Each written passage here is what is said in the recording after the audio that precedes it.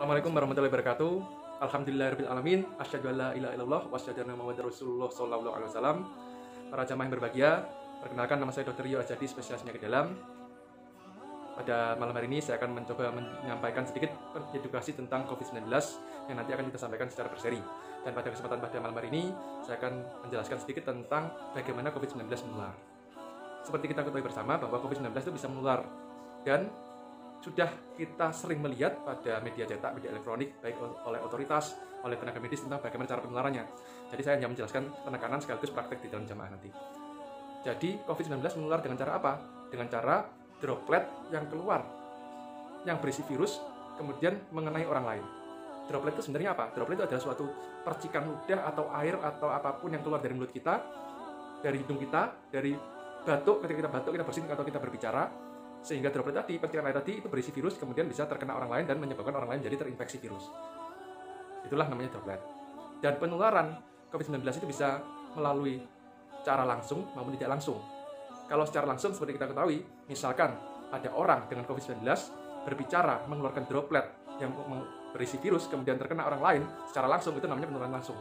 Contoh, saya penderita COVID-19, kemudian saya berbicara dengan orang lain dengan tidak menjaga jarak, dengan tidak memakai masker.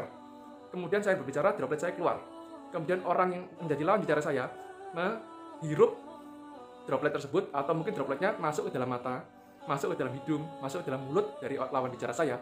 Maka otomatis virus, droplet yang berisi virus itu bisa masuk ke dalam mulut dan kemudian bisa menginfeksi orang lawan bicara saya. Itu namanya penyebaran secara langsung.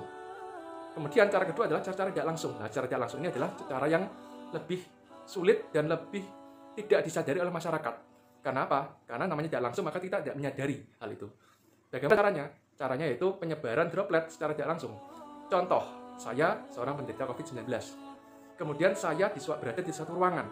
Saya tidak memakai masker, saya bersin. Kemudian droplet dan virus berada di dalam tangan saya karena saya nggak pakai masker.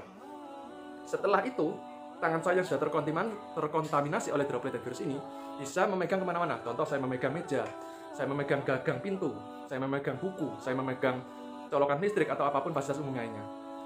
Kemudian saya keluar dari ruangan itu. Kemudian ada orang lain datang ke ruangan itu tanpa mengetahui bahwa saya pernah datang ke situ, ke ruangan itu.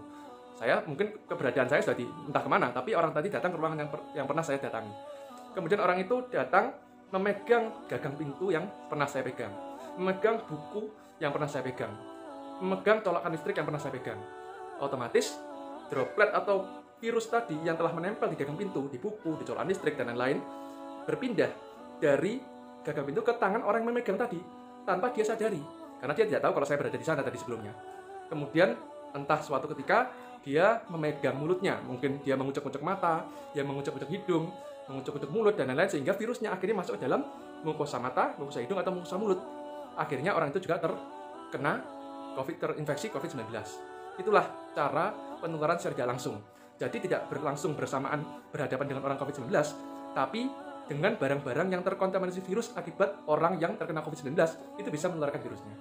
Maka dari itu, kita harus sadar bahwa penularan secara langsung maupun tidak langsung ini juga perlu kita waspadai, perlu kita melakukan langkah-langkah pencegahan. Bagaimana pencegahan penularan nanti akan dijelaskan pada video berikutnya. Demikian, jika ada kesalahan saya mohon maaf yang sebesar-besarnya, semoga bisa mudah dipahami. Kita berjumpa lagi pada video pencegahan penularan COVID-19. Wassalamualaikum warahmatullahi wabarakatuh.